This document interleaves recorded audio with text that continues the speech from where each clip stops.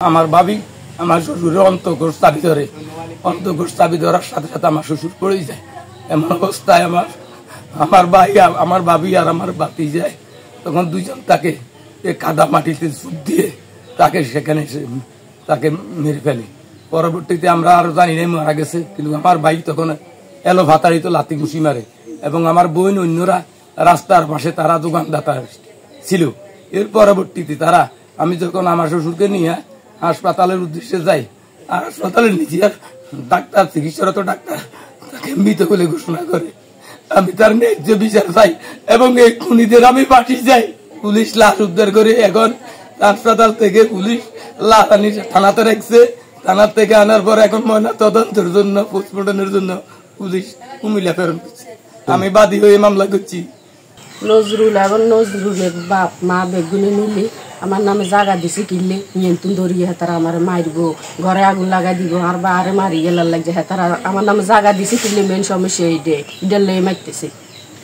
এটা দমক দিতেছে, উমকি দিতেছে, বাই জ্বালাইব, গজ যাবে। আরো কবার আমার স্বামীরও মারছে, আরও মারছে, কাইলে আমারও মারছে। এটার বিশ্বাস যে আর বাপ যেহেতু মরে গেছে, হাসিছে। যেভাবে আমার বাপ মুছে এইভাবে হাতের গো মৃত্যু চাই।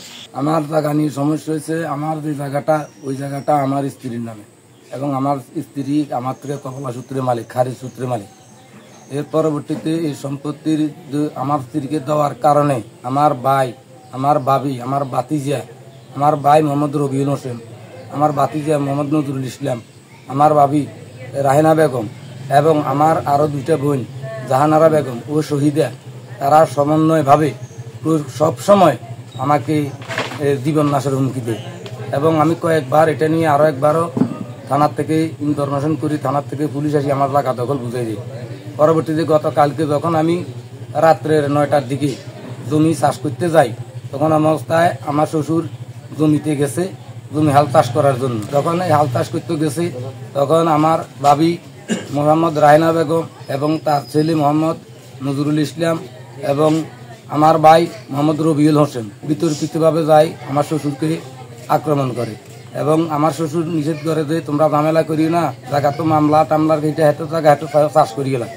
উনি বিরোধ করার চেষ্টা করার কারণে ওনাকে তখন প্রথম অবস্থায় আমার বাতিজা লাইট দিয়ে 3 ব্যাটারি একটা আপনার এই স্টিল বডির লাইট দিয়ে আমার বাতিজা নজরুল ইসলাম তাকে গুঁতে মারে।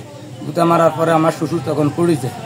পড়ে যাওয়ার পরে তখন আমার ভাবি আমার শ্বশুরের অন্তঃকোষ চাবি ধরে, অন্তঃকোষ চাবি ধরার সাথে সাথে আমার শ্বশুর পড়ে যায়। এমন অবস্থায় আমার ভাই, আমার ভাবি আর আমার বাতি যায়। তখন দুইজন তাকে কাদা মাটিতে চুপ দিয়ে তাকে সেখানে তাকে মেরে ফেলে।